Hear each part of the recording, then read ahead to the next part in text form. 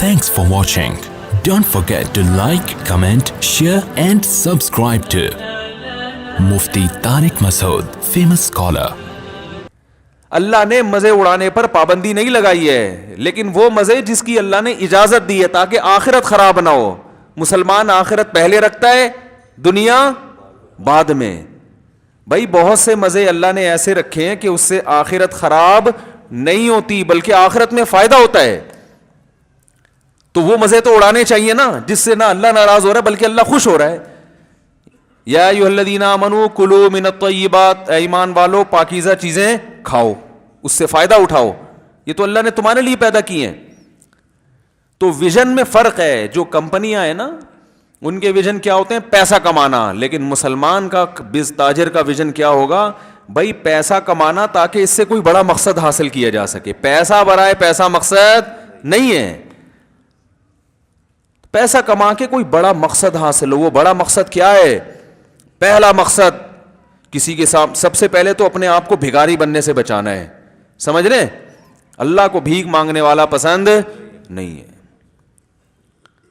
بھائی سب سے پہلے تو بھائی ہم صرف اللہ کے سامنے جھکیں گے. مخلوق کیا ہمارے جیسا انسان ہے، میں کیوں اس کے سامنے اپنی ناک ذلیل کروں؟ بھائی سجدہ صرف اللہ کے سامنے ہوتا ہے، اور سجدہ دو قسم کا ہوتا ہے، ایک سر جھکانے والا، ایک اپنے دل کو جھکا دینا. ہم دل بھی نہیں جھکاتے.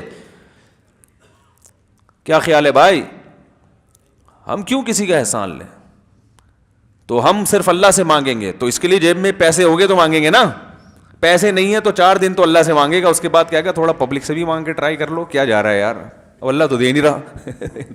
تو اللہ کہے گا میں نے تو دینے کا وعدہ اس وقت کیا تھا جب تو خود بھی تو محنت کرنا. تو پڑ جائے گا تو کہاں سے دوں گا میں؟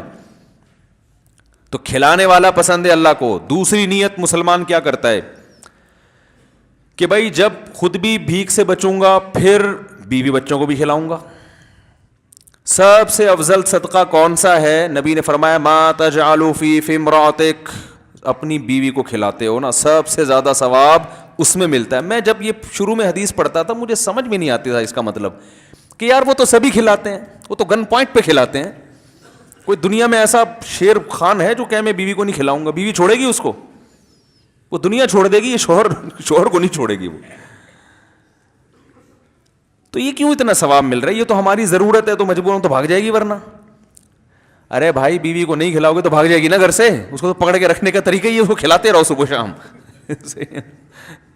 ورنہ وہ بچے الگ رول جائیں گے. یہ تو کھلانا ہی کھلانا ہے. اب مجھے اس حدیث کا مطلب سمجھ میں آتا ہے. یار نبی صلی اللہ علیہ وسلم نے کیسی ترغیب دی ہے مسلمانوں کو. کیونکہ حضرت عمر کا قول ہے من لم یعرف وہ کیا ہے ملم، کیا ہے وہ عجیب بڑے خوبصورت الفاظ ہیں کہ ملم یعرف بالجاہلیتی لم یعرف بالاسلام. جو زمانہ جاہلیت جس نے نہیں دیکھا اس کو اسلام کی خوبیوں کا پتہ نہیں چلتا. حضرت عمر نے تو دیکھا تھا نا، جو نئے نئے لوگ آ رہے تھے نا، پیدا ہو رہے تھے، مسلمان ہو رہے تھے نوجوان، ان کو کہتے تھے تمہیں کیا پتا کہ اسلام کیا ہے؟ تم نے جاہلیت کا زمانہ تو دیکھا نہیں ہے.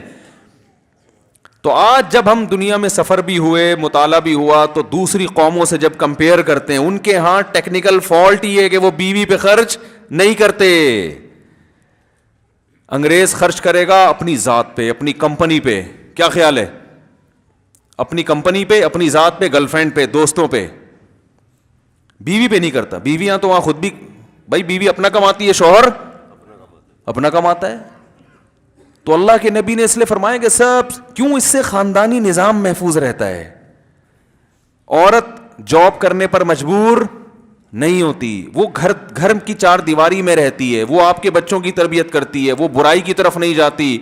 اور آپ میں خرچ، مرد کو اللہ چاہتے ہیں اس میں خرچ کرنے کا جذبہ پیدا ہو. یہ خاندان کو جوڑ کے رکھتا ہے. پھر اس لیے فرمایا کہ سب سے پہلے کیا ہے؟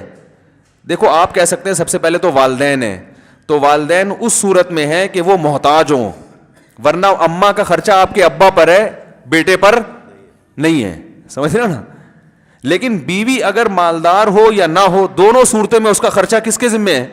شوہر کے. اس لیے اس کو افضل صدقہ قرار دیا ہے. ورنہ اگر محتاج ہے نا تو پھر تو ماں باپ کا درجہ پہلے ہے. تو اللہ نے کیا حکم دیا نبی نے کہ ما تجعلوا فی امرأتک، جو تم اپنی زوجہ کو کھلاتے ہو، تو یہ سب سے بہتر صدقہ ہے. تو مال کمانے سے دوسری نیت کیا ہوتی ہے مسلمان کی؟ یہ نہیں کہ میں کھاؤں موج مستی کروں بس، یہ کوئی نیت نہیں ہے، کیونکہ غیر مسلم کی یہ نیت ہوتی ہے. اس لیے اس نیت کی اخلاقی برائیاں کیا پیدا ہوتی ہیں اس نیت کی وجہ سے. نمبر ایک، کیونکہ وہ سمجھتا ہے کہ دنیا میں ہم صرف انجوائے کرنے کے لیے آئے ہیں، تو ہر وہ چیز جو انجوائے کرنے میں رکاوٹ بنے گی وہ اسے کباب میں ہڈی سمجھتا ہے.